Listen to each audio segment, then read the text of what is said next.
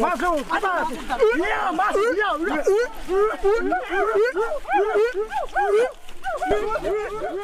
Kayu besi rawa sepanjang 17 meter ini disiapkan untuk membuat salib. Melihat panjangnya, timbul pertanyaan, siapakah yang akan disalib? Siapapun itu, pasti sesuatu yang lebih besar dari mereka. Tapi Frankie Woro, Casimilus Awe, dan warga suku Auyu di Papua Selatan ini tak akan melukai siapapun. Mereka memakai salib ini sebagai tanda perlawanan.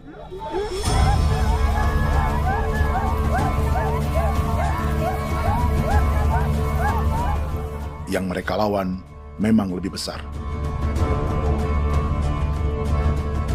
yaitu pemerintah Republik Indonesia. Pemerintah sedang mengincar 2,5 juta hektar hutan orang Papua untuk proyek tanaman industri pangan dan energi.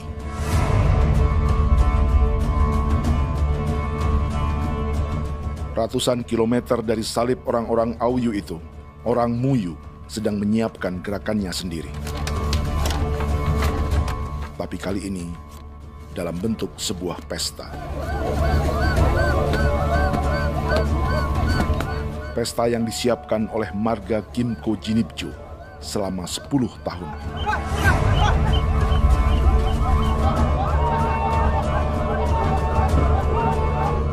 Sosok di marga ini adalah Willem Kimco, orang asli Papua yang tak punya kartu identitas kewarganegaraan manapun.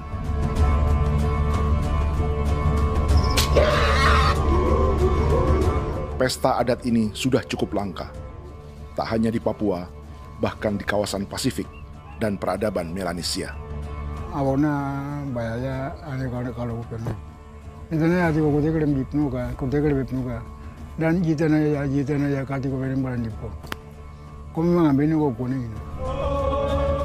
Ada gagasan dan gerakan sosial di balik pesta orang-orang Muyu ini, sama dengan gerakan salib merah yang dimulai orang-orang Auyu. Salib ini akan menjadi yang terbesar dari 1.800 salib merah yang telah ditancapkan berbagai suku di Papua Selatan dalam 10 tahun terakhir.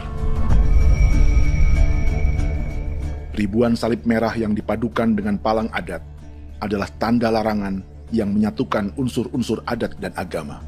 Kami percaya bahwa kalau memang kami sudah tidak mampu untuk menyelesaikan persoalan ini, dalam hal ini perusahaan tidak bisa masuk, berarti kami minta bantuan kepada nenek moyang dan Tuhan. Atribut perang orang Auyu ini diukir atau dilukis, digambar di batang salib ini dengan tujuan bahwa kami larang dengan sangat keras. Jadi apabila siapapun, baik dari antara kita sendiri yang melanggar batas ataupun pihak lain yang mau mengganggu keselamatan hak tanah adat kami, maka kami siap untuk melakukan ancaman perang. Salib-salib ini tidak ditancapkan di halaman-halaman gereja, melainkan di tanah dan hutan adat, di dusun-dusun sagu, dan di tempat-tempat yang disakralkan. Sebab 1.800 palang adat dan salib ini memang bukan semata tentang agama, tapi untuk mencegah negara dan perusahaan memasuki tanah dan hutan adat mereka. Papua, buka udara.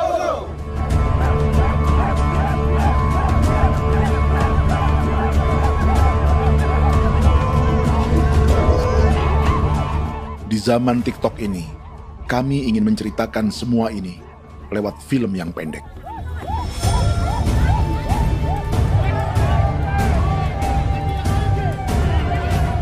Tapi kami jelas gagal.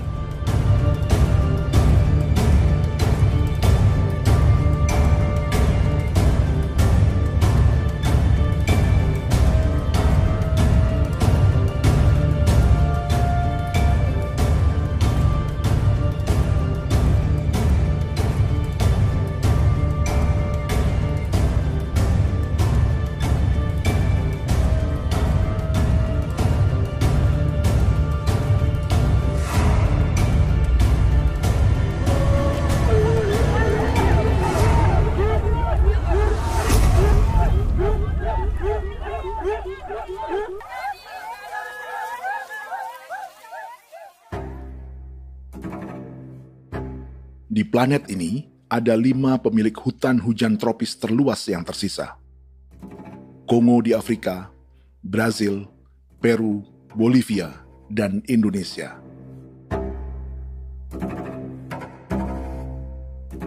Di Indonesia, satu-satunya pulau yang hutannya masih terjaga adalah Papua, pulau terbesar kedua di dunia setelah Greenland. Lewat sejarah kolonialisme yang panjang, pulau ini kini dikuasai 2 negara. Bagian barat oleh Indonesia yang juga dikenal sebagai West Papua, dan bagian timur menjadi Papua Nugini. Dan tepat di perbatasan ini, di bagian Indonesia, sedang terjadi proyek pemusnahan hutan terbesar di dunia.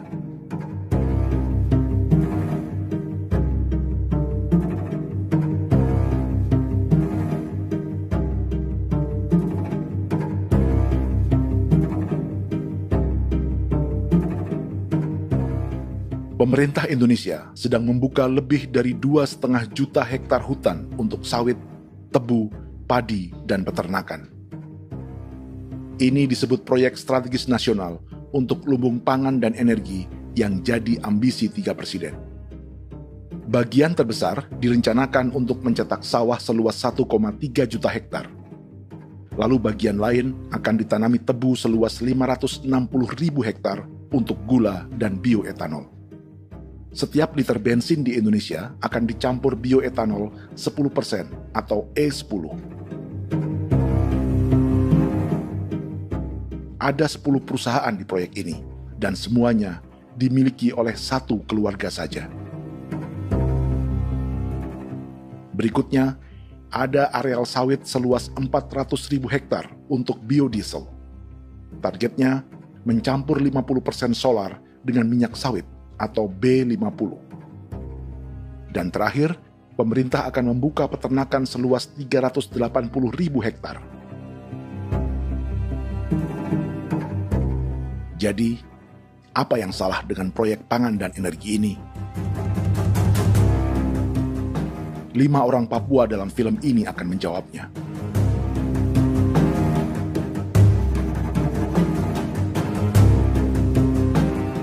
Yang pertama adalah Yasinta Moiwen dari suku Marin.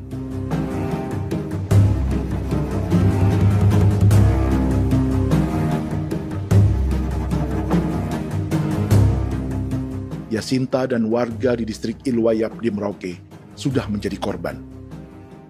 Hutan dan rawa sebagai sumber pangan dan ekonominya telah dihancurkan. Jalan sepanjang 135 km sedang dibuat, dan di kiri kanannya akan dicetak 1 juta hektar sawah. Mereka sulit menolak atau melawan. Salib sudah digeser, masih datang lagi dengan senjata nih mereka nih.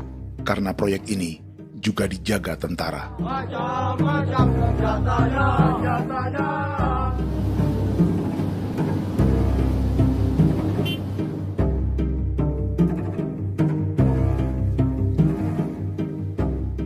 Yang kedua adalah Natalis Buer di distrik Tanah Miring, Merauke.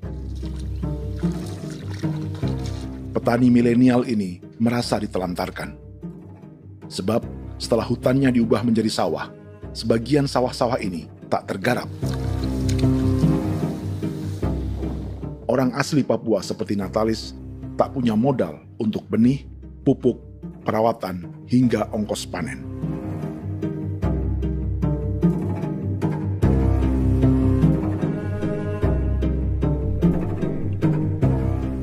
Orang ketiga adalah Vincent Kuipalo dari suku Yenan di distrik Jagebob, Merauke. Vincent dan suku Ye sedang menjadi korban. Hutan adat orang-orang Ye sedang dihancurkan untuk perkebunan tebu dan bioetanol. Tanah mereka juga diincar untuk markas-markas militer, pasukan yang akan menjaga proyek pangan dan energi ini.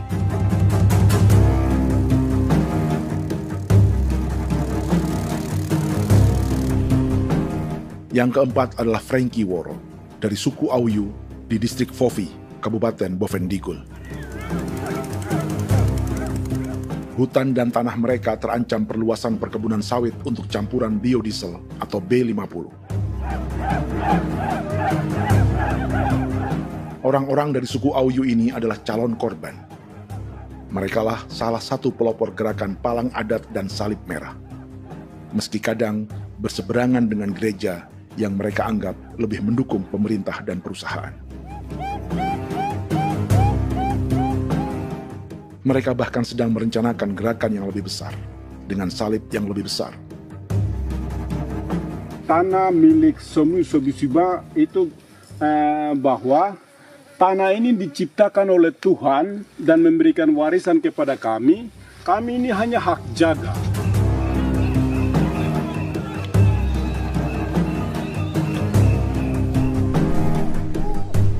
Sosok kelima adalah Willem Kimco dari suku Muyu di Bovendigul. Tokoh adat dari Muyu ini hidup di garis belakang proyek negara, sehingga belum menjadi korban. Tapi mereka sedang bersiap menghadapi segala kemungkinan. Tinggal di belantara dan perbatasan membuat sebagian mereka tak punya status kewarganegaraan. Tapi mereka telah hidup jauh sebelum ada Indonesia atau Papua Nugini.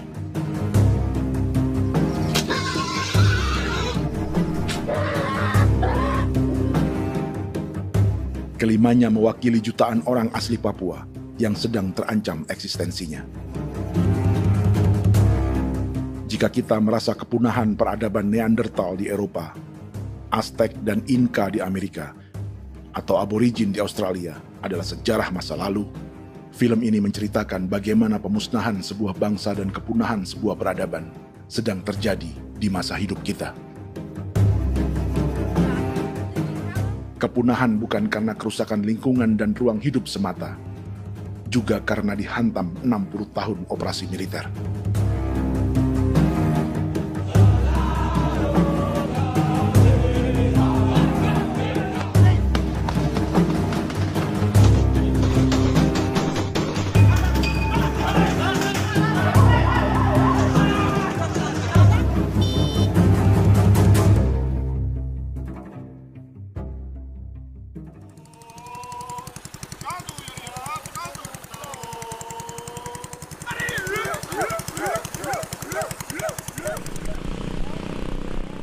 Frankie Woro dan orang-orang Auyu sedang berburu.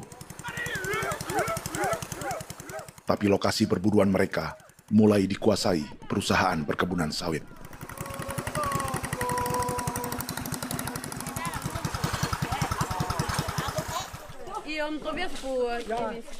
Kita akan menuju arah ke Inabusu. Di sana kami akan masuk di wilayah konsesi perusahaan PT Indo Asiana Lestari, dan di situ ya ada survei-survei mereka yang mereka pernah lakukan, tapi juga kami ada lakukan tanda-tanda saksi di sana.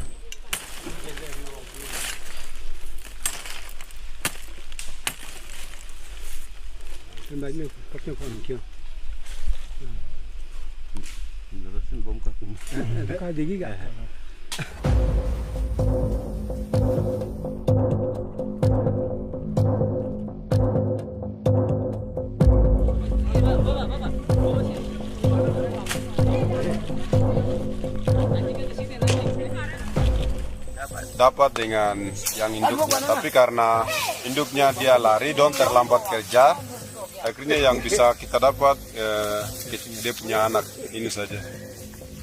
Ini kalau pakai bahan kayak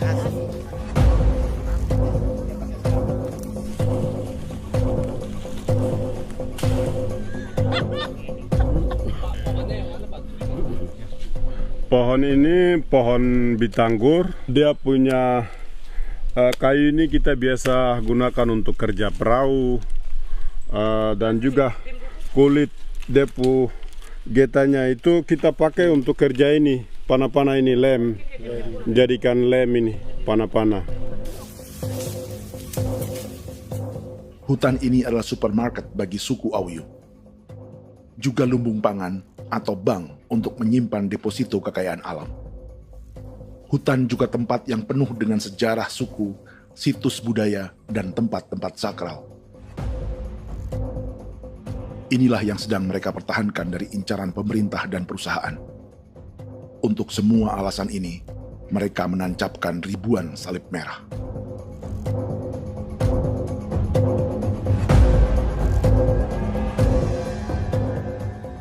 Tapi dari kampung, warga suku Auyu memberi kabar pada Frankie tentang intimidasi oleh aparat negara agar mereka melepas tanah ke perusahaan sawit dan berhenti memasang palang adat dan salib merah. Ada beberapa titik yang saya sudah siap, tetapi di sini emergensi dari saya, terutama di Kampung Sokanggon, PT Damai Timber. Dia mengganggu saya dengan menggunakan kekerasan maupun pihak hukum. Dan kemarin saya ada pernyataan penolakan secara resmi, tapi masih tetap dengan menggunakan pihak hukum untuk masuk, untuk harus dituntut saya untuk harus diterima perusahaan itu. Kita di situ ada 15 marga, tetapi 15 marga juga tidak setuju. Marga-marga siapa yang terima dan marga-marga mana saja yang menolak. Nanti kita lihat dari pertimbangan itu, dan di situ dan kita undang mereka untuk bicara dengan kami. Sebagai sosok yang aktif dalam gerakan, warga Auyu terus memberi informasi lapangan kepada Frankie yang tak selalu berada di kampungnya. Izin pernyataan yang mereka paksa saya untuk tanda tangan itu, tapi sementara saya tidak tanda tangan. Data semua ada di tangan saya. Ya. Baik, kalau gitu itu lebih bagus karena tanda tangan itu yang berbahaya. Iya. Tanda tangan itu yang lebih berbahaya karena sekarang ini modern dan canggih, dan itu yang mereka biasa pakai untuk tipu muslihat. Mereka biasa pakai itu di tanda tangan itu. Betul. Dari Bambisa juga di Sofia dia masuk untuk memaksakan kami marga untuk harus menerima perusahaan itu. Tapi kemarin kami sudah menolak. Babinsa di sini nama bosku. Itu yang sekarang strategi militer yang sekarang mereka pakai. Jadi yang penting masyarakat itu yang benar-benar mau menolak siap dukung ketua marga siapa yang nanti tampil. Ini adalah peta konsesi sawit untuk biodiesel dalam proyek strategis nasional. Dan di distrik Fofi inilah, orang-orang Auyu hidup dari sungai dan hutan. Tapi Frankie di Bovendigul masih lebih beruntung. Setidaknya dibandingkan Yasinta Moyen di Merauke yang sudah kehilangan hutan dan rawanya.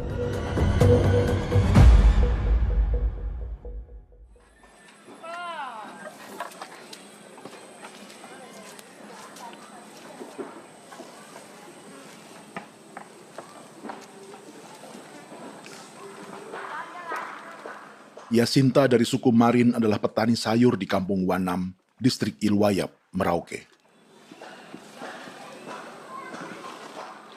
Memanfaatkan lahan yang ada, ia berkebun dan menjual hasilnya ke pasar kampung. Ini ekonomi warga di Wanam untuk menghasilkan uang, lalu memberi barang kebutuhan yang tak bisa mereka produksi sendiri. Tapi kehidupan sebenarnya ditopang oleh ekosistem hutan dan rawa. Inilah sumber pangan utama dan peradaban mereka.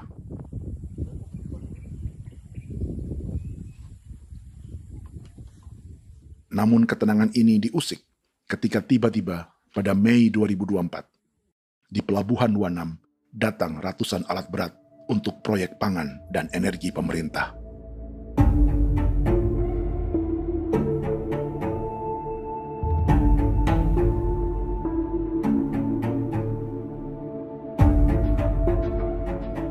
Kami masyarakat setempat kami tidak tahu. Kami kaget pagi-pagi kapal sudah ada di pelabuhan kami.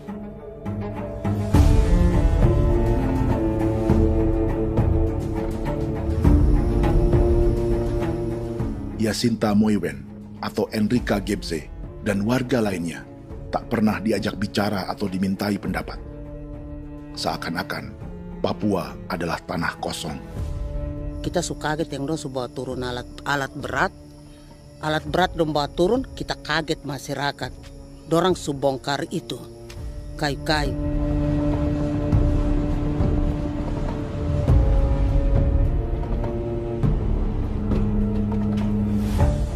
Bersamaan dengan alat-alat berat itu, juga berdatangan tentara Indonesia untuk mengawal proyek pembukaan hutan milik Jacinta.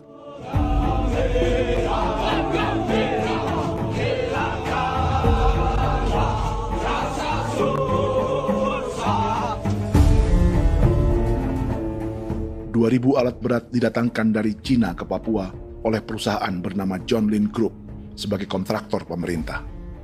Ini disebut sebagai pesanan eskavator terbesar di dunia dengan nilai 4 triliun rupiah. Misinya membuka hutan dan rawa milik orang Marin, salah satunya untuk membangun jalan sepanjang 135 km.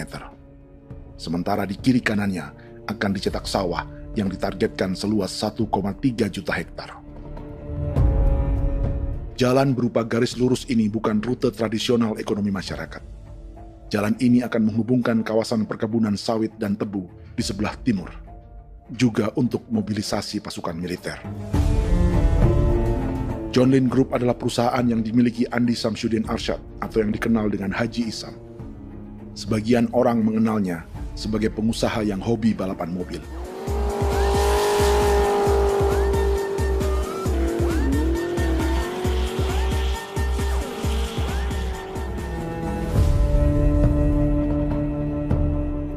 Tapi di Kalimantan, ia berbisnis batu bara, perkebunan sawit, pengolahan karet, penerbangan, perkapalan, dan biodiesel. John Lin Group kini juga menjadi pemilik perkebunan tebu dan pabrik gula terbesar di Indonesia. Sayapnya melebar dari Kalimantan hingga ke Bombana, Sulawesi Tenggara. Perkebunan tebu, pabrik gula, dan industri bioetanol inilah yang juga sedang dikembangkan di Papua. Foto ini adalah momen ketika Isam bersama kerabatnya, Menteri Pertanian Amran Sulaiman dan Menteri Pertahanan Syafri Samsudin meluncurkan program biodiesel atau B50 di Kalimantan Selatan. B50 artinya setiap 1 liter solar, 50%-nya akan dicampur minyak sawit. Perusahaannya, PT John Lin Agroraya, menjadi salah satu pemainnya.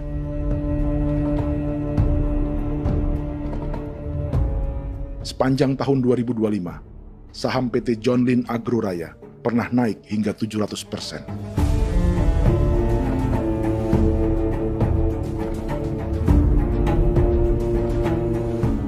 Perusahaan sawitnya yang lain, PT Pradiksi Gunatama, sahamnya bahkan pernah naik 4.000% hanya dalam 1 tahun. Dari harga saham ini saja, nilai kekayaan keluarga Isam diperkirakan mencapai 100 triliun rupiah lebih, menjadikannya salah satu keluarga terkaya di Indonesia dan salah satu pemain penting industri bioenergi. Dan di Papua Selatan inilah sebagian sawit-sawit untuk mendukung program B50 akan ditanam.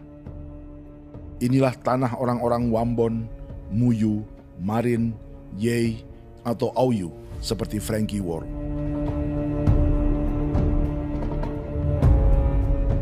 Haji Isam pernah menjadi tim kampanye nasional Presiden Joko Widodo dalam pemilu 2019 saat melawan Prabowo. Bintang Mahaputra Utama diberikan kepada Saudara Andi Syamsuddin Arsyad. Beliau berjasa luar biasa dalam mendorong pertumbuhan ekonomi daerah maupun nasional. Setelah menjadi presiden, Prabowo memberi gelar kehormatan Bintang Mahaputra Utama pada Isam.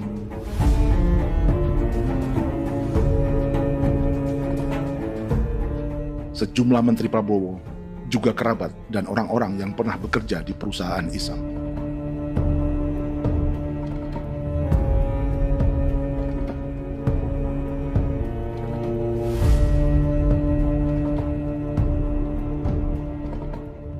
Lawan sebesar inilah yang sedang dihadapi Jacinta di kampung Wanam, Merauke. Atau petani perempuan lain seperti Enrika Gebse. Jadi alam kita ini sudah rusak. Jadi kita itu biasa jalan dari sini tuh harus pasang jerat di situ, harus cari makan di situ lagi. Itu tempat-tempat itu pasang-pasang jerat, tempat babi, rusa, sekarang sudah tidak ada lagi.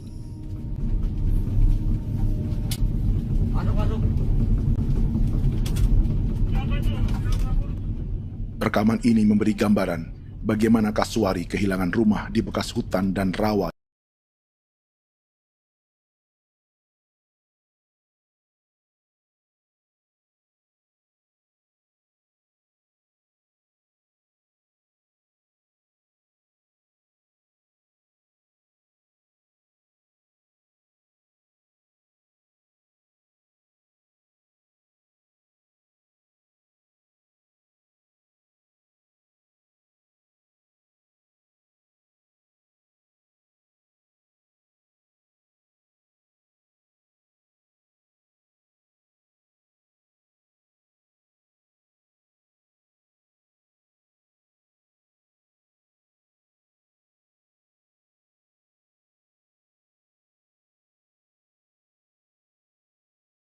Cadangan pangan nasional. Macam-macam senjatanya, Proyek ini menambah panjang alasan mempertahankan kehadiran tentara di Papua dalam 60 tahun terakhir. Saat ini, jumlah tentara Indonesia di Papua mencapai 56.000 personel. Atau ada 1 tentara untuk setiap 100 orang Papua. Bandingkan dengan rata-rata nasional, di mana hanya ada 1 tentara untuk 696 penduduk Indonesia. Itu belum termasuk polisi. Artinya, 1 orang Papua dijaga lebih banyak senjata dari rata-rata penduduk Indonesia.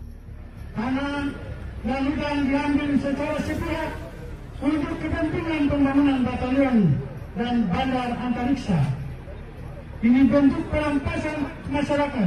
Penolakan kehadiran markas-markas militer terjadi di sejumlah tempat di Papua. Tak hanya karena trauma dan ketakutan, juga karena mengambil tanah-tanah adat.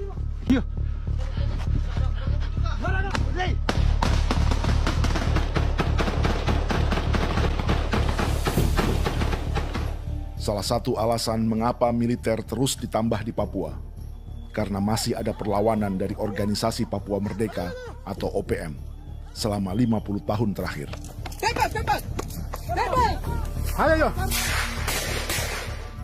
Tapi kekuatan militer OPM diperkirakan hanya 1.430 personel dan 360 pucuk senjata. Selebihnya, mereka menggunakan senjata tradisional.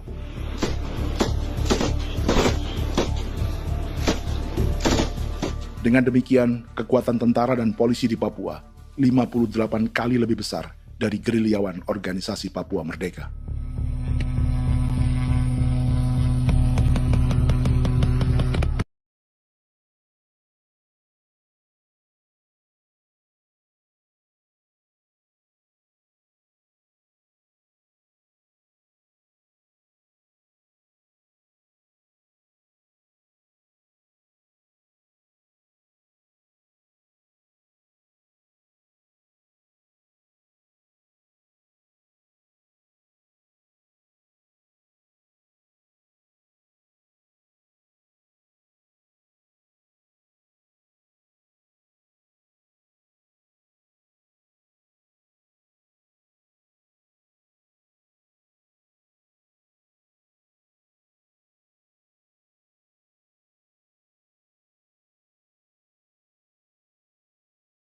Mengambil hutan milik suku Ye dari marga Kuipalo. Tapi orang datang tanam ini saja di sini, tanam papan nama ini. Victor Kuipalo menunjukkan apa yang terjadi. Jadi kita juga kaget ini. Nah, kalau ini papan nama ini memang ini papan nama ditanam tapi bukan haknya mereka yang ini. Ini hak kami di sini, hak dusun kami, marga Kuipalo yang punya hak dusun ini. Setelah memasang patok, alat berat mulai bekerja untuk membangun markas militer di tanah orang Ye.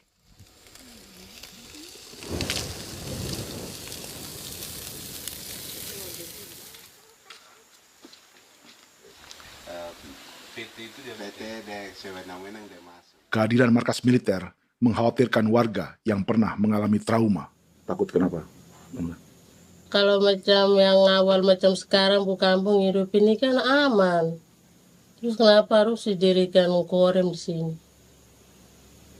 Bukankah dengan adanya Korem semakin aman ada tentara di sini? Kalau untuk Bukampung kayaknya tidak bisa aman kalau ada tentara, paling masyarakat dipukul itu ini.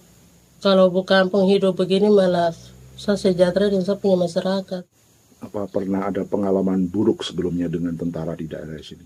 Ada yang cerita waktu pos-pos di sini tuh di 13, 12 itu zaman katanya Patimura. Memang kasihan. Malah kita punya orang ini yang dianiaya betul, dipukul. Disuruh kerja bakti tidak mau atau lama mencari, namanya kita pangkur sagu itu butuh waktu 1 minggu. Kalau lama begitu ya paling diseret apa pukul itu. Operasi militer Indonesia di Papua dimulai tahun 1962 lewat Operasi Trikora. Tapi perlawanan bersenjata pertama di Papua baru dilakukan tahun 1965 di Manokwari. Nanti tanggal 1 Mei jam 12.30 pemerintahan di Irian Barat mutlak akan jatuh di tangan.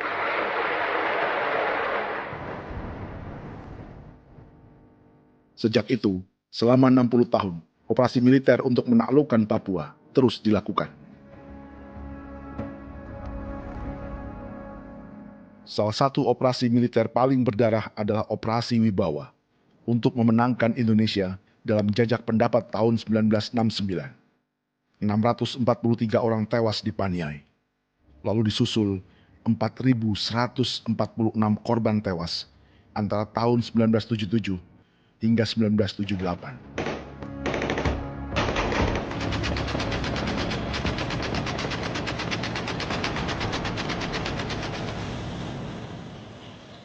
Operasi militer ini menimbulkan gelombang pengungsian hingga kini.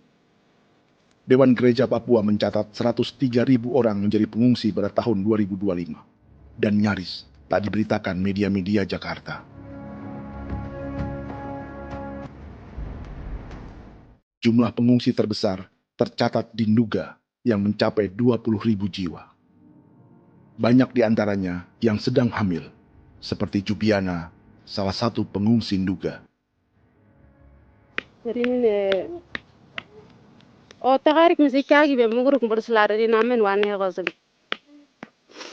bigari me tegirik munene an nimbo mesle berselar nene wam darik lek prak nda oi gore bangal no so ndak lo yo nanda me anet ndang no gat nde nanen di ko nerwa membri wal marwa tegirik munene wa tri ngel no semana ngal siak kaya berkumpulnya masalah orang me wo seluk ri namen wani ko semane kuman nak wani ndemo ko ndak misri namen bre ko ko nak no semane ne be minute waru ra kana bi ni dige war be mino pragit de laina bulan maret april yana mana kantan barang na lire na bam ne Jubiana lalu menamai anaknya pengungsi Kogoya. Selain Jubiana, juga ada Emma dari Maibrat yang melahirkan di hutan. Sampai di kampung gini, katanya bilang ada tentara yang bangun jembatan. Nah, capek itu juga pun masih tahan. Kembali lagi ke hutan lagi. Itu sampai sejatuh di tengah jalan. Orang sampai terbanting di kayu semuanya. Berasa sakit begitu. Melengkapnya tuh Domika Serli, pengungsi Wako. Masyarakat sipil dari Kampung Aitrem sementara mengungsi karena kampungnya sementara dikuasai oleh TNI Polri. Seratusan ribu pengungsi di Papua saat ini jauh melampaui jumlah yang mengungsi ke Papua Nugini tahun 1984, yaitu 10.000 orang karena menghindari operasi militer.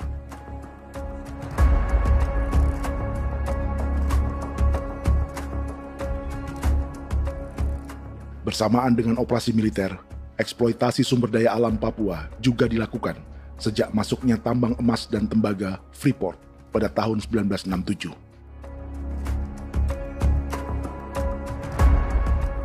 Disusul perkebunan sawit awal tahun 1980-an. Lalu ada perburuan buaya untuk diambil kulitnya. Sebelumnya, ada eksploitasi gas alam di Teluk Bintuni, pencarian besar-besaran kayu gaharu, atau pembukaan hutan tanaman industri. Ini belum termasuk perburuan dan perdagangan ikan arwana di selatan Papua, penebangan kayu merbau dari hutan-hutan Jayapura, emas di Blok Wabu Intan Jaya, bahkan nikel di pulau-pulau kecil Raja Ampat. Dan kini, dalam skala yang belum pernah terjadi dalam sejarah, Papua dipaksa mencetak sawah, tebu untuk bioetanol, dan sawit untuk biodiesel.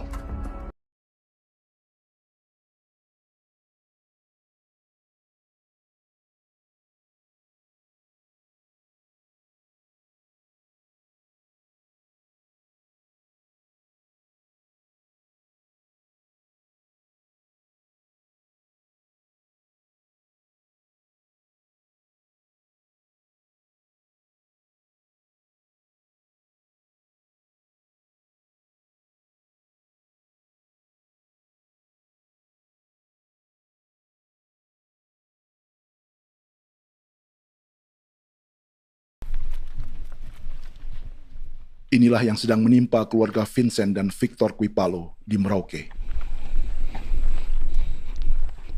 Hutan mereka diambil untuk markas militer dan industri perkebunan, PT Murni Nusantara Mandiri. 1 dari 10 perusahaan yang diberi konsesi untuk menanam tebu dan memproduksi gula serta bioetanol seluas 52.000 hektar.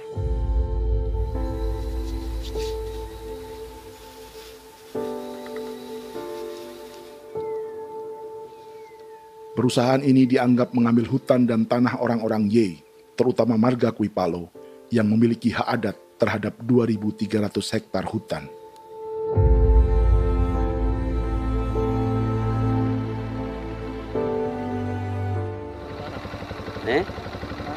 Tentara? Tentara. Oh iya, tentara.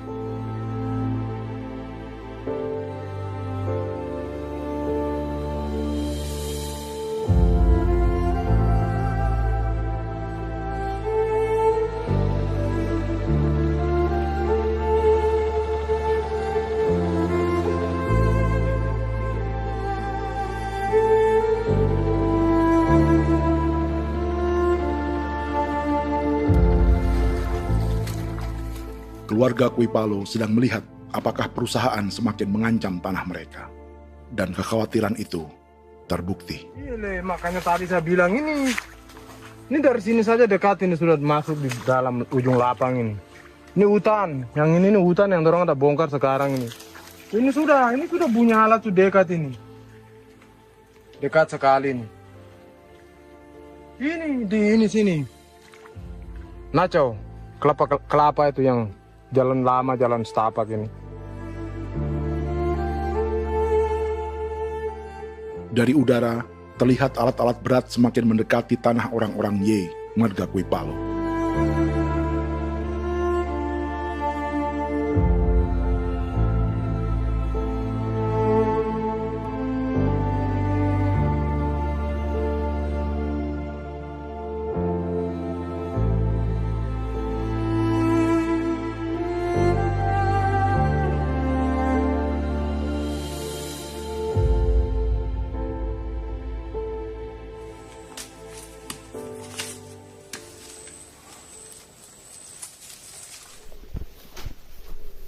Keesokan harinya, Victor dan kerabatnya memberi tanda cat merah di pohon-pohon yang berada di batas tanah mereka.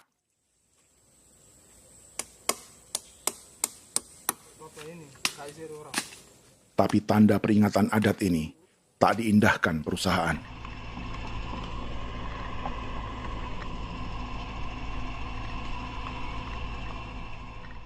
Dua bulan kemudian, perusahaan tetap memasuki tanah marga Quipalo. Sama-sama. Kami manusia, kau lihat. Sudah sakit hati sekali saya kasih tahu adik. Ini sama baik kalau pikiran berubah lagi hari ini. Kami juga punya tangan, hanya beda rambut. Mister itu juga. Woi, buka. Tidak.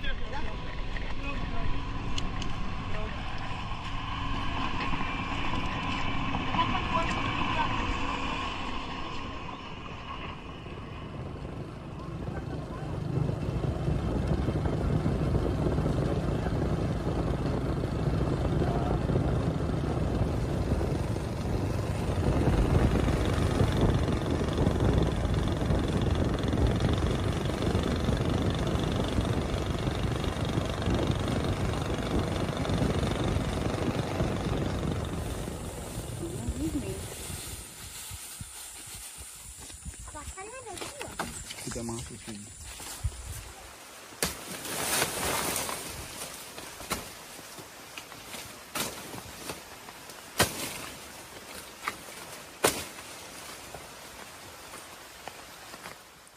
Jadi ya untuk itu seperti saya katakan tadi, apakah lebih baik kita tidak usah ada kan atau bagaimana, kita pisahkan, pisahkan dari negara ini kan, jangankan tuh.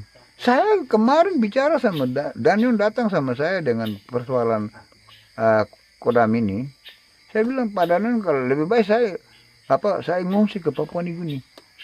Dia bilang, aduh Bapak jangan begitu. Ya memang kalau tidak bisa menghargai kami, lebih baik pilihan yang itu yang saya memilih. Lebih baik saya pindah dari sini. Saya mengungsi ke Papua Nugini, di negara tetangga. Masih di laut. Apa?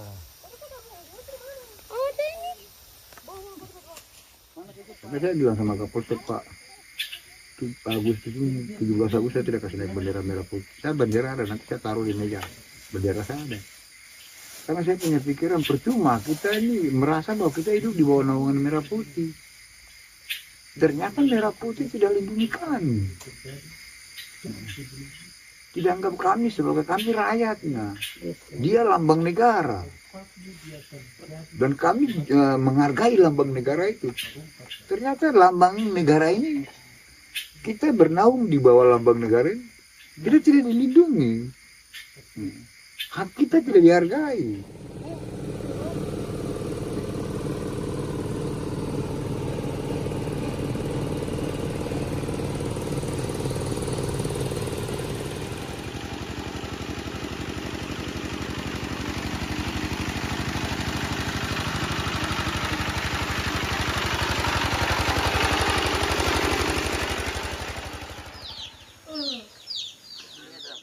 Marga Kuipalo dari suku Ye terus mendapat teror dan intimidasi agar melepas tanah mereka yang hanya dihargai Rp300.000 per hektar. Tapi mereka tidak berjualan tanah. Makanya mama itu tidak suka untuk lepas tanah. Untuk apa? Baru di dalam hutan itu ada obat-obat tradisi. Itu sudah Kalau macam ada sayur juga, kita ambil sayur yang dia tumbuh sendiri. Jadi kita ini mau kemana, kalau itu sudah digusur, ya habis. Kita ini jadi penonton. Jangan sampai kita ini duduk minta di jalan. Jadi kita tidak mau seperti itu. Makanya tanah itu kita tidak melepas. Tapi mungkin orang lain tuh dia senang saja. Lebih baik saya pegang uang merah dulu. Saya bisa beli-beli itu ini. Nanti datang uang sudah habis, gembel, mau cari kemana lagi, hutan sudah habis, mau makan ikan di mana, kali sudah hancur.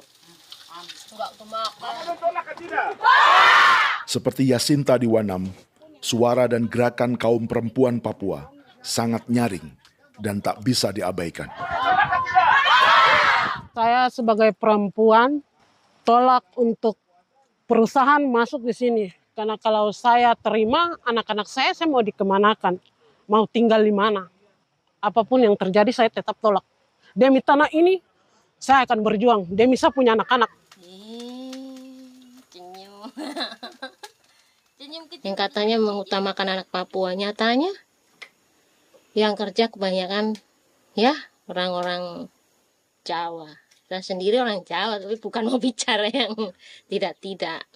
Memang kenyataannya seperti orang-orang Papua itu diterbelakangkan, kurang diutamakan, gitu.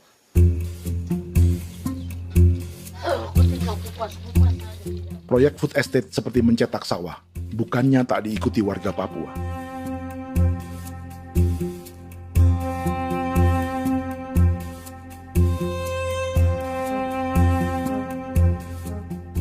Salah satunya Natalis Buer di distrik Tanah Miring, Merauke.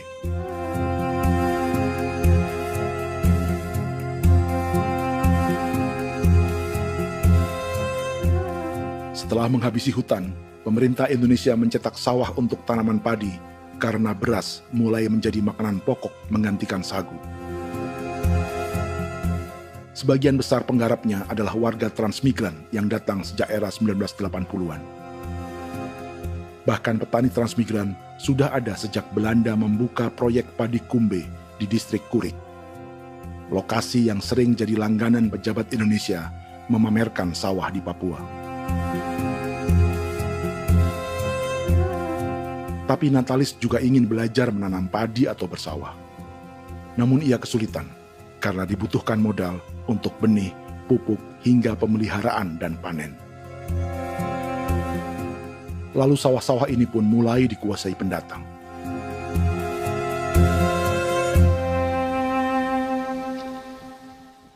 Tapi sejauh ini di kampung kami ini yang saya lihat memang ada kelompok kami punya di sini yang sudah tergabung dalam Gapoktan, kemudian masuk dalam optimalisasi lahan.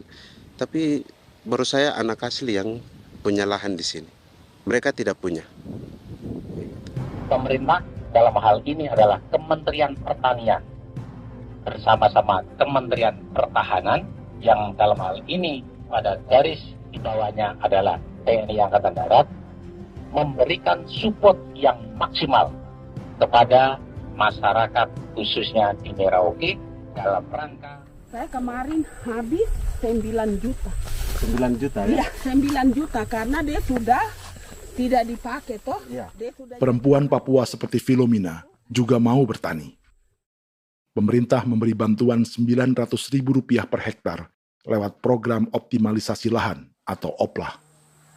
Tapi dibanding biaya produksi dan harga jual gabah, Filomena mengaku berkali-kali rugi dan kini memutuskan tak lagi menggarap sawahnya.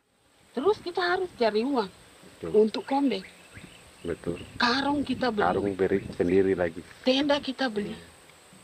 Ini dari yang offline ini don tidak siapkan. Tidak ada. Tidak ada ya, jadi mama don sendiri. Itu yang saya ada bilang, 900.000. Itu modal untuk kerja sawah ini. Mulai dari kerja sampai nanti panen. Panen. Wih, ngeri sekali. Iya, lucu toh? Tidak dapat itu. Betul, Mam. Kalau disuruh tanam ubi berhektar-hektar, mari datang.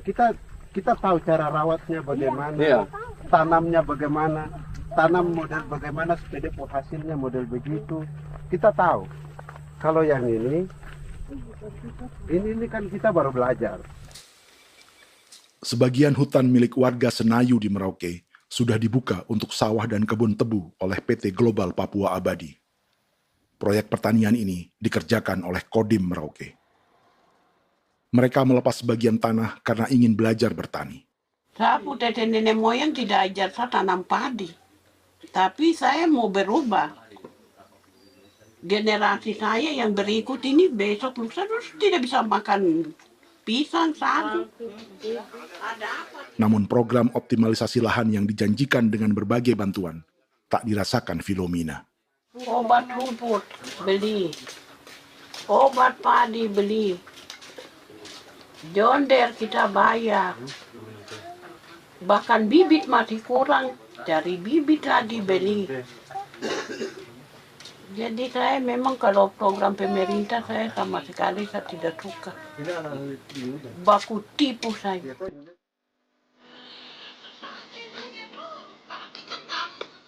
Mereka merasa ditinggalkan sendiri, jatuh bangun belajar bertani padi.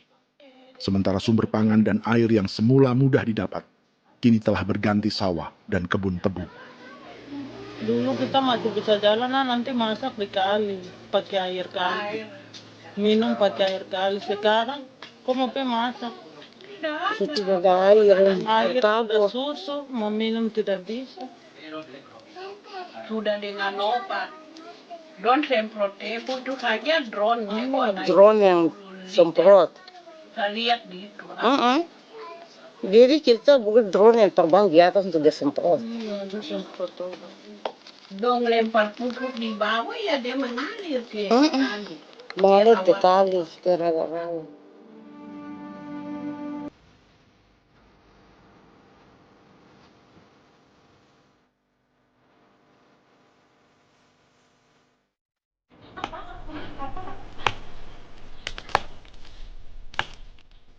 Seperti pertanian sawah bagi orang Bali atau Toraja, Bagi orang Auyu dan suku-suku lainnya di Papua Selatan, sagu juga bukan semata tentang pangan.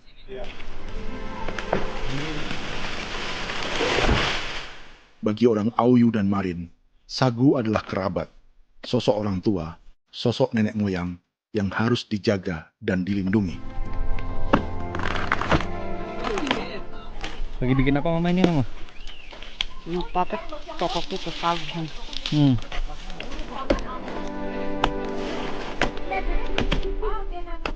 Kami diingatkan oleh leluhur, sagu itu tidak boleh digusur dan tidak boleh diganggu dengan cara apapun, dan di dalam rangka kepentingan apapun tidak boleh. Kamu harus bela bahkan sampai nyawa pun harus menjadi taruhan demi membela keselamatan pergerakan sagu di atas tanah ini.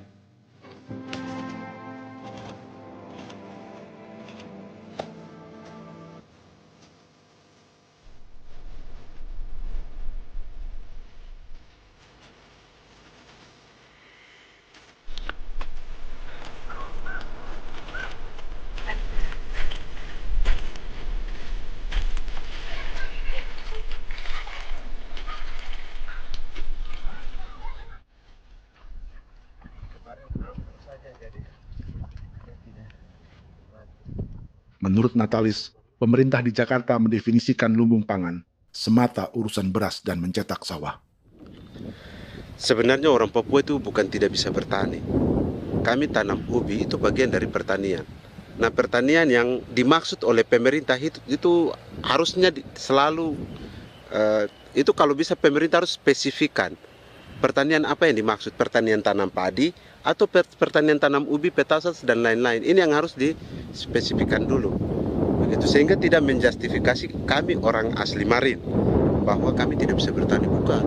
Kami buka kebun besar-besar di sana, bahkan bermeter-meter, ratus-ratus meter pakai sekop, bukan pakai ekskavator, tapi ini pakai skop.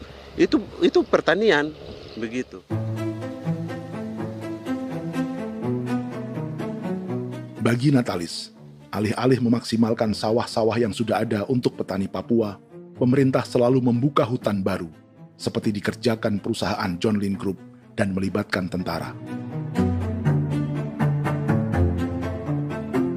Padahal, sejarah keterlibatan militer dalam proyek food estate atau cetak sawah adalah sejarah kegagalan yang bertubi-tubi 4 presiden selama 30 tahun terakhir.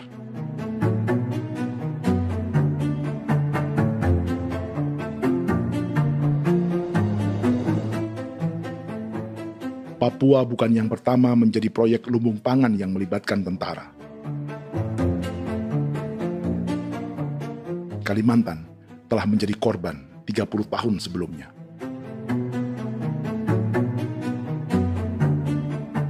Ini adalah bekas hutan yang sudah dibuka di Pulang Pisau, Kalimantan Tengah. Tahun 1996, di era Presiden Jenderal Soeharto, ia menghabisi 1 juta hutan di lahan gambut untuk mencetak sawah demi memenuhi ambisi swasembada beras, bukan swasembada pangan. Hutan tropis Kalimantan dihabisi dalam skala yang belum pernah terjadi dalam sejarah. Di bawah rezim militeristik, tak ada yang berani melawan keinginan Soeharto, termasuk orang Dayak seperti Kuneng. Nggak bisa dihalangi itu. Nggak boleh dihalangi. Ya kalau ada kata-kata aja menghalangi, sudah kita diseret ke kepolisian dulu. Atau bisa langsung di PKI-kan. Iya, di PKI-kan gitulah. Jadi kita tuh nggak berani apa-apa dulu tuh. Ya. Apa maunya aja. Misal bilangnya A.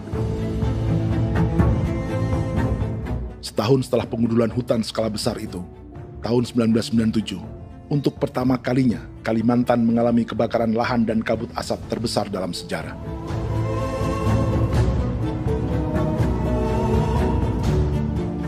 Sebagai ilustrasi, ini kondisi kabut asap tahun 2015.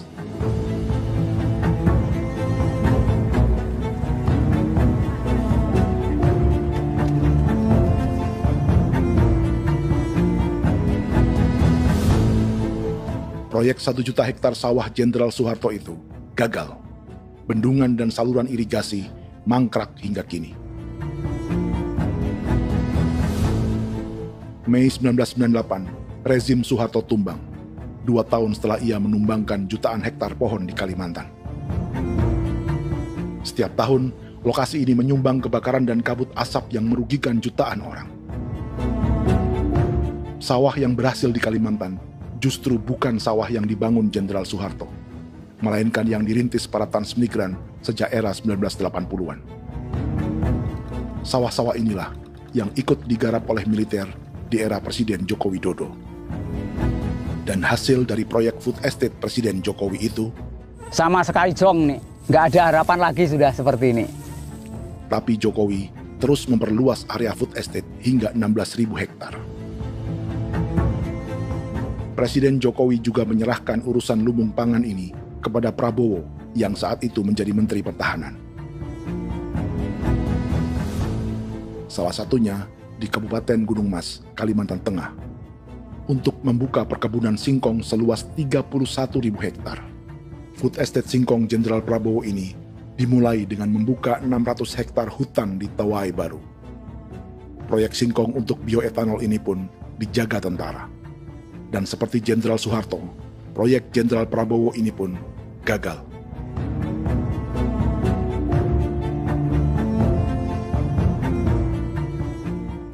Dengan reputasi ini, Joko Widodo dan Prabowo justru sedang membuka 2,5 juta hektar di Papua.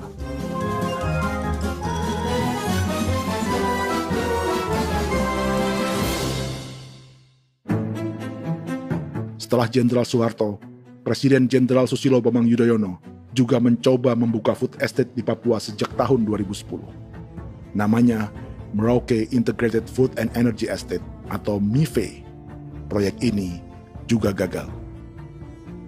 Lalu di lokasi yang sama, Jokowi berusaha meneruskan dengan proyek mencetak sawah 1,2 juta hektar yang juga gagal. Sekarang yang paling siap adalah 1,2 hektar. Yang 1,2 juta hektar. Dan kini, Prabowo yang pernah gagal dengan 600 hektar singkong di Kalimantan justru akan mengulangi di Papua dengan skala 2,5 juta hektar. Di daerah Papua pun harus ditanam kelapa sawit supaya bisa menghasilkan juga BBM dari kelapa sawit. Dalam setiap proyek pangan dan energi di Papua, yang lebih menonjol bukan tanaman pangannya, melainkan untuk energi atau bahan bakarnya. Sawit untuk biodiesel dan tebu untuk industri bioetanol. Ada 10 perusahaan yang diberi konsesi hingga 0,5 juta hektar untuk tebu. Dan 10 perusahaan itu dimiliki oleh 1 keluarga saja.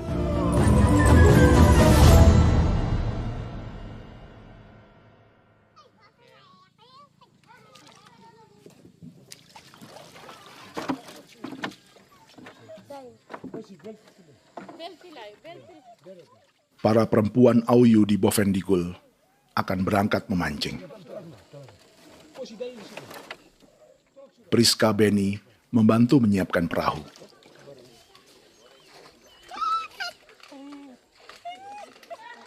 Mereka akan mengumpulkan bahan pangan di hutan untuk persiapan acara penancapan salib merah berikutnya.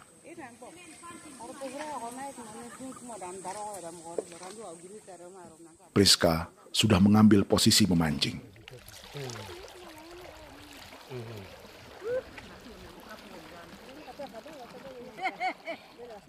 1.800 salib merah telah dipasang di wilayah adat berbagai suku di Papua Selatan untuk menghalau perusahaan sawit dan tebu.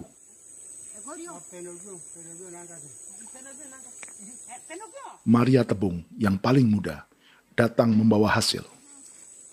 2 ekor ikan gastor alias gabus toraja. Sebagai generasi Z, pendidikannya sampai sekolah dasar.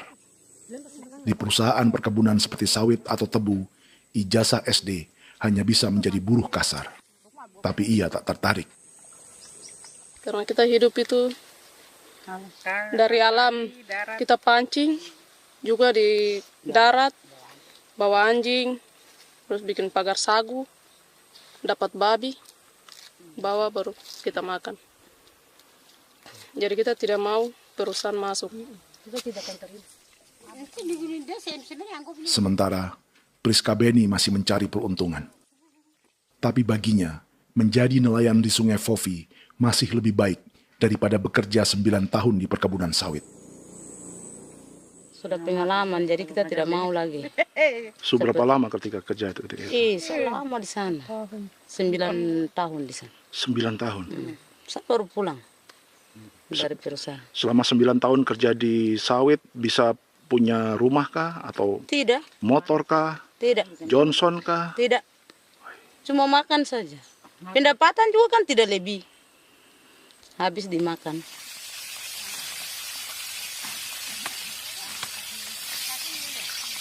Satu minggu libur berapa hari? Tidak libur. Minggu tetap kerja? Tetap kerja. Tidak bisa ke gereja? Hari Minggu kerja. Hari Minggu juga kerja. Dia tidak mengenal agama perusahaan itu. Di grup perusahaan sawit Korindo, Priska digaji 2 juta rupiah per bulan dan tinggal di mes karyawan. Tapi gaji itu dipotong bahan makanan atau BAMA rata-rata 1 juta rupiah setiap bulan.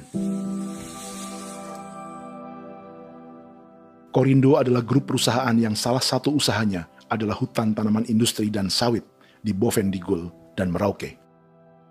Di Papua, mereka memakai bendera PT Tunas Sarwa Ema.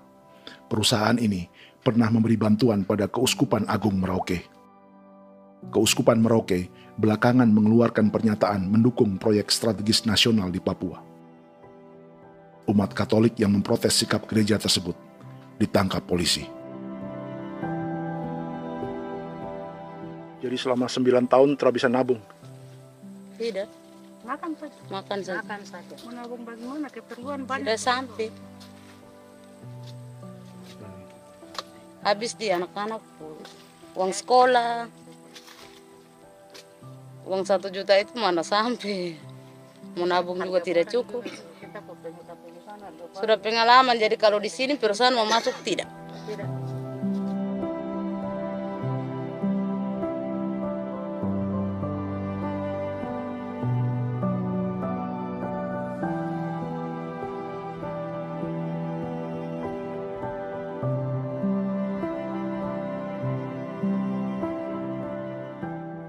Dan menu makan siang seperti ini agaknya sulit bagi buruh sawit atau tebu yang digaji 2 juta rupiah per bulan.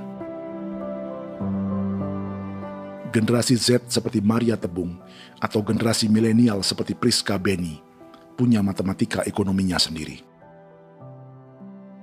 Sawit untuk biodiesel atau tebu untuk bioetanol tak akan ada bedanya bagi mereka.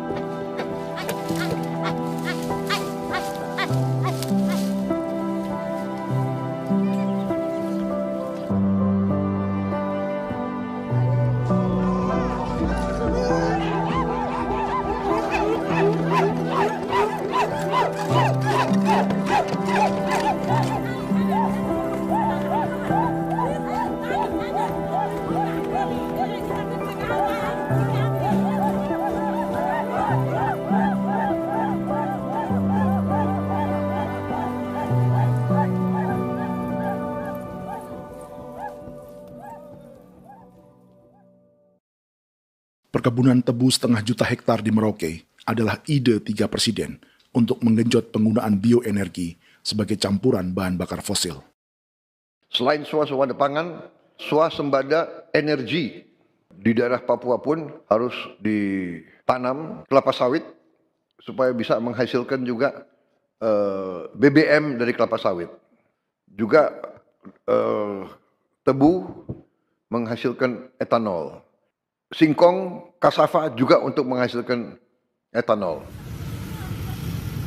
Bioetanol adalah bahan bakar nabati atau tumbuhan yang dapat dicampur dengan bensin. Sama dengan program biodiesel yang mencampur solar dengan minyak sawit. Pertamina saat ini sudah menjual BBM bioetanol dengan campuran 5% yang dipasarkan dengan merek Pertamax Green 95. Tapi pemerintah ingin menaikkan kadarnya menjadi 10% atau E10. Maka ke depan kita akan mendorong untuk ada E10. Kemarin malam sudah kami rapat dengan Bapak Presiden.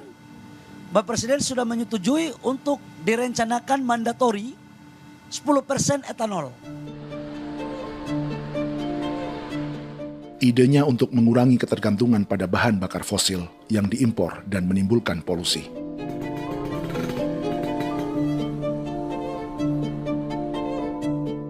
Tapi bioetanol bukannya tak mengorbankan lingkungan, hutan, rawa, dan manusia.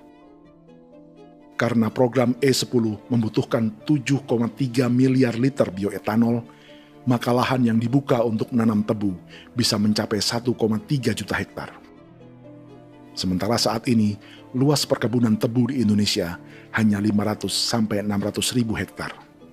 Artinya, butuh lahan baru hingga 800 ribu hektar untuk menanam tebu. Dan 500 ribu hektar diantaranya sedang dibuka di Papua. Hutan yang tadinya untuk menumbuhkan pangan berubah jadi tanaman untuk bahan bakar di jalanan.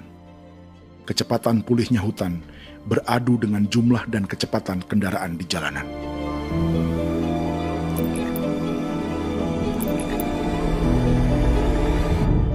Dahaga terhadap energi tak pernah bisa dipuaskan. Setelah minyak sawit untuk biodiesel, dunia kini merambah singkong, jagung, dan tebu untuk bioetanol.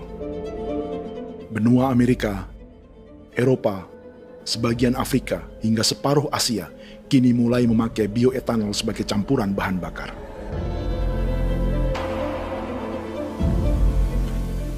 Selain perebutan lahan, masa depan dunia juga dibayangi semakin mahalnya harga pangan karena persaingan antara perut manusia dengan tangki kendaraan. Ini adalah lokasi perkebunan tebu dan bioetanol PT Murni Nusantara Mandiri yang mengancam tanah Vincent Quipalo dan orang-orang Ye di Merauke. Beberapa kilometer di selatan adalah PT Global Papua Abadi yang mengancam tanah orang-orang Muyu dan Marin. Dua perusahaan ini adalah bagian dari 10 perusahaan yang mendapat konsesi lahan untuk tebu dan bioetanol di Merauke. Batas konsesi mereka bahkan sama dengan batas negara Indonesia dengan Papua Nugini. Salah satu ciri bahwa peta konsesi ini dibuat di Jakarta dari atas meja. Sama seperti kolonial Inggris dan Belanda ketika mereka membagi Pulau Papua dengan garis lurus pada abad 19. Seakan Papua adalah tanah kosong. Bedanya, meski peta konsesi ini mengatur batas 10 perusahaan, tapi perusahaan-perusahaan ini sebenarnya dimiliki oleh satu keluarga saja. Ini nama 9 dari 10 perusahaan tebu dan bioetanol di Merauke, Papua. 99% saham mereka dimiliki sebuah perusahaan bernama PT Merauke Nusantara Manis. Sementara 1% sisanya dimiliki PT Merauke Gula Mandiri. Tapi saham kedua perusahaan ini dimiliki PT Merauke Sugar Group. Dan perusahaan ini, 90% sahamnya dimiliki pengusaha bernama Angelia Bonaventure Sudirman, serta perusahaan bernama Zico Trust dan Resource Harvest. Lalu 10% lainnya dikuasai PT Papua Energi Abadi, yang pemiliknya adalah Dudi Christian dan Angel Madeline. Sekarang, mari kita lihat siapa mereka. Angelia Sudirman adalah keponakan dari salah satu konglomerat sawit Indonesia, Martias Fangiono. 9 perusahaan di Papua ini berada di bawah bendera Merauke Sugar Group. Dan Merauke Sugar Group hanya satu dari 7 grup perusahaan milik keluarga Fangiono.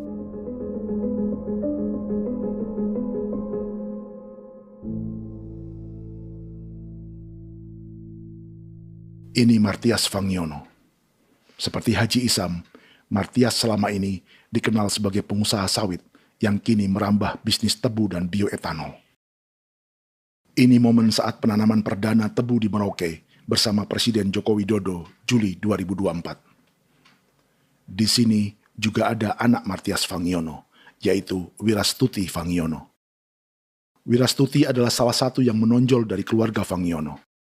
Tahun 2025, Forbes mencatatnya sebagai konglomerat termuda dengan kekayaan 23 triliun rupiah yang mengendalikan 2 grup usaha, FAP Agri dan Surya Dumai Industri. Keduanya adalah perusahaan sawit dan biodiesel. Anak dan bapak ini adalah investor utama bagi Jokowi dan Prabowo untuk proyek tebu dan bioetanol di Papua. Sementara yang ini adalah Martua Sitorus, pemilik raksasa agribisnis dunia, Wilmar International, yang juga memegang konsesi sawit di Papua lewat berbagai perusahaan. Tapi Martua kini memakai bendera baru, yaitu KPN Corporation atau Karunia Prima Nastari. KPN inilah yang memiliki kelindan bisnis dengan keluarga Fangiono untuk proyek tebu Merauke. Apalagi grup Wilmar yang didirikannya juga pemain gula utama di Australia. Tahun 2010, Wilmar membeli 100% saham perusahaan gula terbesar Australia, Sucrogin. Akuisisi senilai 1,5 miliar dolar Amerika ini langsung menjadikan Wilmar pemain tebu terbesar kelima dunia. Sebagian bibit tebu yang ditanam di Merauke adalah varietas yang dikembangkan Lembaga Riset Gula Australia atau Sugar Research Australia. Sugar Research Australia lalu menjalin kontrak pengembangan bibit dengan PT Global Papua Abadi milik Fangiono. Tapi masalahnya, Sugar Research Australia adalah badan publik yang tugasnya memajukan petani tebu dan sebagian dananya berasal dari pajak warga Australia. Itu artinya, warga Australia membiayai pengembangan bibit tebu untuk investor dan pemerintah Indonesia. Dokumen ini menunjukkan bahwa lembaga yang dibiayai warga Australia itu pernah memiliki kontrak penyediaan bibit dengan PT Global Papua Abadi milik keluarga Fangiono. Kontrak itu baru berakhir pada November 2024. Artinya, saat Presiden Jokowi dan keluarga Fangiono menanam bibit tebu pada Juli 2024 ini, kontrak itu masih berlaku. Nama lain dalam keluarga ini adalah Siliandra Fangiono, yang pada tahun 2024 dijuluki Raja Sawit Termuda dengan kekayaan 39 triliun rupiah dalam catatan Forbes. Ia mengendalikan grup First Resources. Secara umum, keluarga Fangiono memiliki 20 perusahaan di Sumatera, 32 perusahaan di Kalimantan, 1 di Jakarta, 2 di Singapura, dan 25 perusahaan di Papua. Di Papua, perusahaannya tersebar dari Sorong, Mapi, hingga Merauke. Para politikus dan pejabat Indonesia terus membesarkan konglomerasi, meski Martias Fangiono pernah divonis 1,5 tahun penjara karena kasus pembalakan liar dan kebun sawit ilegal tahun 2007. Sementara tahun 2022, Wilmar terlibat kasus korupsi ekspor minyak sawit dan divonis mengembalikan kerugian negara 11,8 triliun rupiah. Tumpukan uang ini disebut sebagai pembayaran dari grup Wilmar yang diterima secara simbolis oleh Presiden Prabowo pada Juni 2025 lalu. Tapi peran raksasa biodiesel dan bioetanol dunia ini belum akan surut di Indonesia. Bahkan sebaliknya. Sebuah dokumen presentasi bisnis dari Wilmar International Limited pada tahun 2010 ini bisa menjadi petunjuk. Presentasi ini bagian dari proses pembelian 100% saham raksasa tebu Australia, Sucrogin. Dalam presentasi ini, Wilmar mengaku ditawari konsesi lahan 200.000 hektar di Papua, atau dulu disebut Irian Jaya, untuk menanam tebu. Dengan penerbangan hanya 2,5 jam dari kantor Sucrogin di kota Townsville ke Merauke, Wilmar akan mengawinkan bisnis gula dan bioetanolnya menjadi pemain dunia. Dan lokasi yang diincar oleh Wilmar adalah distrik Ilwayap di Merauke, kampung halaman Yasinta Moiwen. Dan persis disinilah, 14 tahun kemudian, ribuan eskavator John Lynn Group milik Haji Isam mulai membuka hutan sebagai kontraktor pemerintah. Presentasi dan gagasan ini dibuat oleh Wilmar pada Juli tahun 2010. Sebulan kemudian, Agustus 2010, pemerintah Presiden Susilo Bambang Yudhoyono meluncurkan proyek Lumbung Pangan dan Energi Merauke atau Merauke Integrated Food and Energy Estate. Targetnya membuka lahan 1 juta hektar dalam 5 klaster yang masing-masing 200.000 hektar. Angka yang sama dengan presentasi Wilmar. 5 tahun kemudian, 2015, giliran Presiden Joko Widodo yang mau melanjutkan proyek pangan dan energi 1,2 juta hektar. Menjelang pensiun sebagai presiden, Jokowi kembali menggencarkan proyek ini dan melibatkan Prabowo sebagai Menteri Pertahanan. Jokowi lalu mendukung Prabowo sebagai presiden berpasangan dengan anaknya, Gibran Rakabuming Raka sebagai wakil presiden. Kini, setelah menjadi presiden, giliran Prabowo yang melanjutkan proyek bioetanol dan biodiesel dengan memobilisasi militer dan melibatkan pejabat-pejabat yang juga para elit partai koalisinya.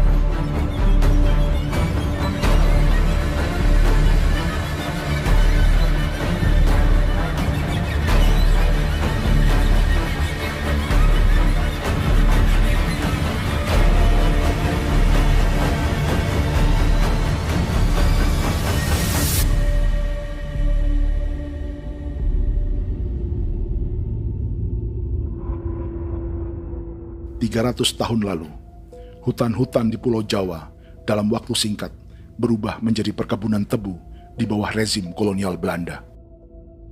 Orang Jawa menjadi buruh dan petaninya dipaksa menanam tebu. Dari kolonialisme dan politik tanam paksa itu, Belanda memperkaya negara dan para investornya. Tak puas membuka hutan untuk perkebunan di Jawa dan Sumatera, kolonial Belanda menanam tebu hingga di Suriname dan mengerahkan ribuan orang Jawa sebagai buruh pada tahun 1890. Inggris yang sudah menguasai negara seluas India dan Papua Nugini pun masih menanam tebu jauh di tengah Samudra Pasifik, di tanah orang-orang Fiji. Lalu memindahkan puluhan ribu orang India menjadi buruh di sana. 200 tahun sebelumnya, ratusan ribu orang Afrika bahkan diperbudak untuk bekerja di perkebunan-perkebunan tebu Spanyol dari selatan Eropa hingga Karibia, Kuba, atau Jamaika. Jika dulu tebu menjadi gula atau emas putih, kini cerita kolonialisme tebu berlanjut di Papua untuk bahan bakar nabati atau bioetanol. Dan seperti semua cerita tentang kolonialisme, akan ada yang berpesta dan ada yang membayar. Dalam setiap cerita pesta kolonialisme, baik di Jawa, Karibia, atau di Papua, selalu melibatkan para elit lokal, dari pejabat, perwira, hingga agamawan. Tapi dalam setiap kolonialisme, juga selalu ada cerita tentang mereka yang mempertahankan diri dan melawan.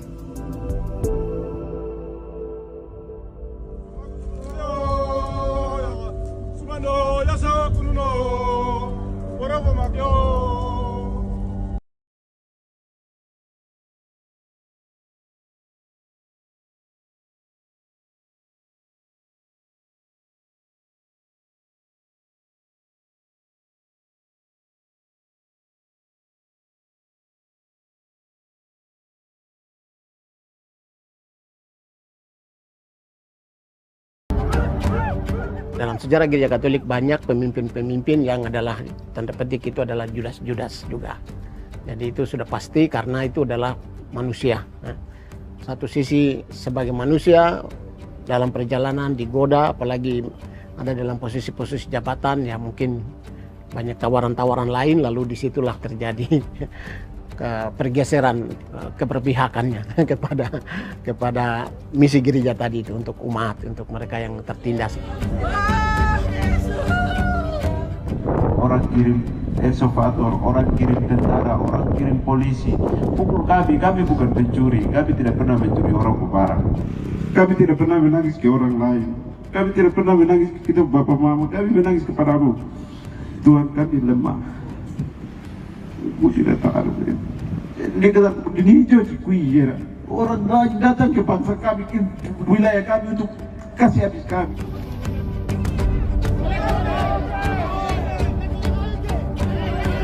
Ya Hakimam Dehi, Ya Hakimam Dehi, Bono Ya Hadikul Dehi, Bono Ya Hadikul Dehi. Kita buat sasi seperti begini untuk menolak perusahaan apapun yang masuk di tanah kami. Kalau kita kasih, kita bikin rusak sekarang, kita punya generasi berikutnya mau dapat kemana. Jadi kita nyatakan sikap di sore hari ini, kami tolak. Apa yang dilakukan pemerintah untuk PSN adalah kejahatan. Pemerintah bagian dari kejahatan, aktor perusak dan pembunuh terhadap negara, terhadap alam, hutan, terhadap manusia. Jadi negara jadi aktor pembunuh. Jadi Pilatusnya siapa? Negara, pemerintah Jakarta ini. Tanah Wiu bukan kosong. Masyarakat adat kami siapa? Perusahaan tolak. Lihat asal.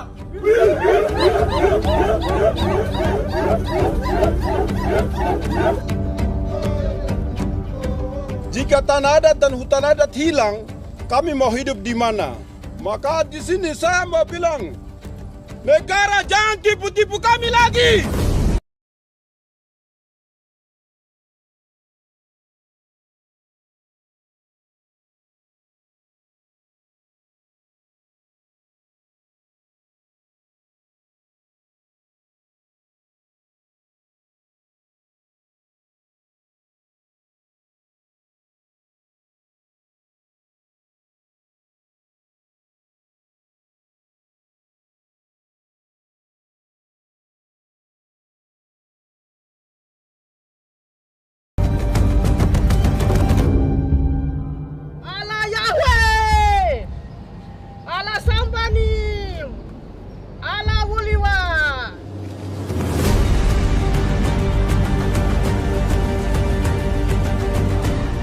Kalau kami dianggap orang Papua itu bagian daripada Republik ini, tolong hargai kami.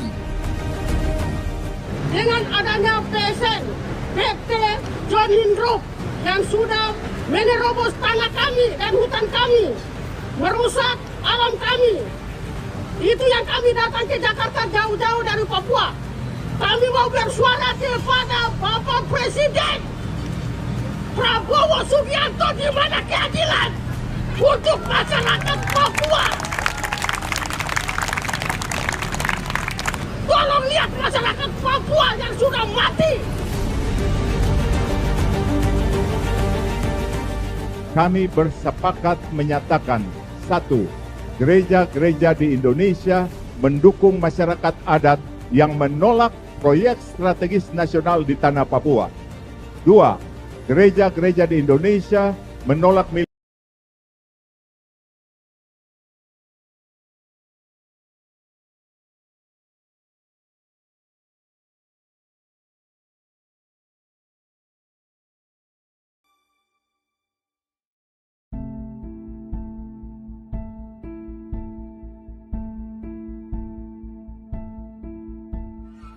Kita sering merasa banyak hal buruk sudah jadi cerita sejarah. Dan kita sekarang hidup lebih baik, lebih beradab, atau mustahil melakukan kejahatan seperti di masa lalu. Kita tidak lagi menghukum mati orang dengan memenggal kepalanya. Kita menembaknya atau menyuntik racun agar tertidur dan mati. Tapi ada hal-hal yang tak berubah. Salah satu pembantaian yang kuat di ingatan kita adalah kejahatan Nazi atau genosida di Rwanda. Padahal pembantaian juga sedang terjadi di masa kita, seperti di Gaza, Palestina. Penghancuran sebuah peradaban seperti Indian di Amerika atau aborigin di Australia juga kita anggap masa lalu. Sekarang kita merasa lebih baik dan lebih toleran. Padahal proses penghancuran bahkan pemusnahan yang sama sedang terjadi terhadap bangsa Melanesia di Papua. Begitu juga dengan praktik kolonialisme. Kita merasa penjajahan seperti dilakukan Portugis, Inggris, atau Belanda sudah menjadi sejarah. Dan Indonesia tidak mungkin menjajah. Padahal itulah yang sedang terjadi dan dirasakan di Papua.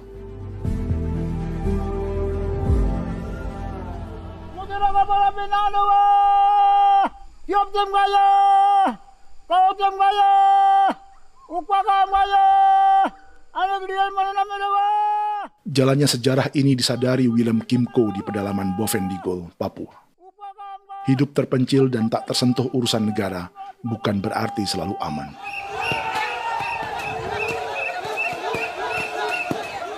Untuk sampai di tempat ini, orang-orang Muyu menempuh 2 hari berjalan kaki mengarungi hutan, lembah, dan sungai. Termasuk mereka yang datang dari perbatasan Papua Nugini. Mereka berkumpul untuk memenuhi undangan pesta adat yang disebut Awon Atatbon atau Pesta Babi.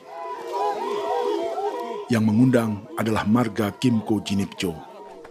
Yang dituakan di marga ini adalah Willem Kimco. Ia tak punya kartu tanda penduduk dan kewarganegaraan manapun, baik Indonesia atau Papua Nugini. Tahun 1984, 10.000 orang Papua, terutama suku Muyu, mengungsi ke Papua Nugini untuk menghindari operasi militer Indonesia, termasuk Willem Kimco.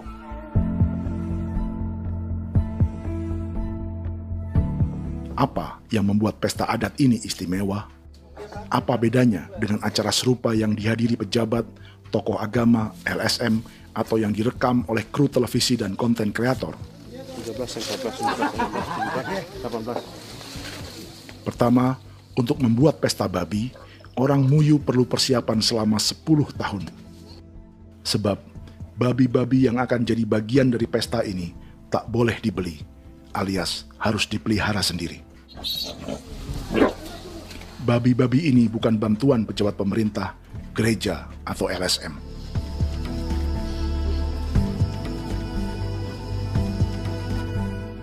Yang kedua, babi-babi ini tidak dipelihara di kandang. Jadi punya nama babi ini kah? Harimau. Harimau? Harimau. Dia kulit dengan ini. Bulu di harimau, macam harimau begitu kan.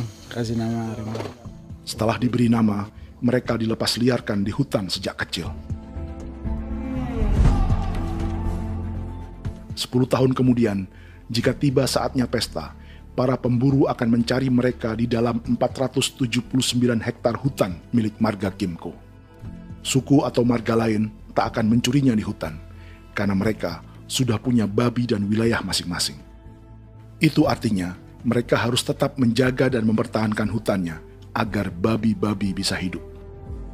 Demikian juga dengan lahan pangan mereka, yang menumbuhkan sagu, keladi, atau aneka sayuran.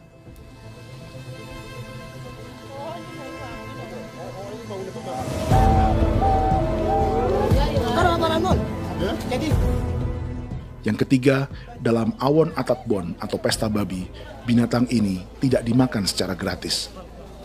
Setiap marga atau klan dalam suku Muyu akan membayar jerih payah tuan rumah menjaga hutan dan memelihara babi.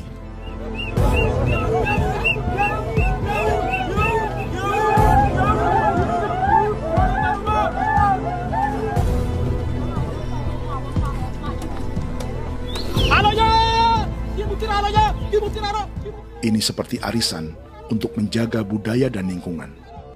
Bagian dari budaya dan ekonomi timbal balik yang ditandai dengan siklus memberi dan menerima.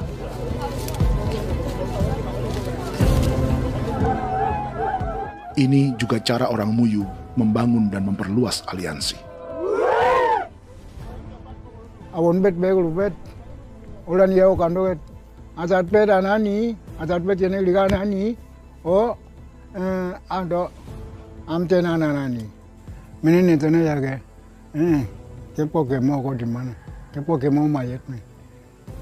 Kep tetek mau yang kep kan bet wini ke iftore wen. Ne tene ya kadek me. Oke. Kepo nanti ku tok kamu kepo ke pasak itu orang. Kon kene man gini wan. Koko kati bolon ya bengo. Koko kuning bolon ya. Jika Willem Kimco dan marganya bisa menjaga hutan dan wilayahnya, marga lain ikut diuntungkan sebagai sebuah ekosistem.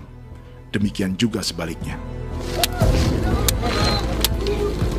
Alasan keempat, mengapa pesta babi ini memiliki tempat khusus dalam peradaban orang Muyu, karena Willem Kim Ko khawatir peradaban mereka akan punah, menyusul ancaman terhadap ekosistem dan hutan. Setiap marga atau klan harus mengkonsolidasi diri dan membangun aliansi.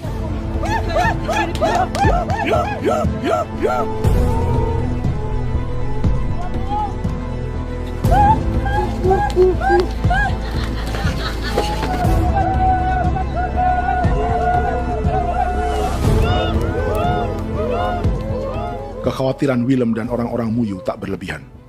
Ruang hidup mereka bersinggungan dengan proyek bioetanol dan biodiesel pemerintah Indonesia.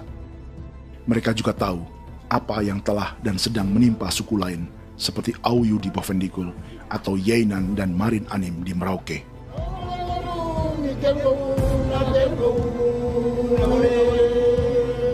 Jika suku-suku lain menggunakan palang adat dan salib merah sebagai gerakan perlawanan, orang-orang Muyu memakai pesta babi untuk mempersiapkan diri dan konsolidasi.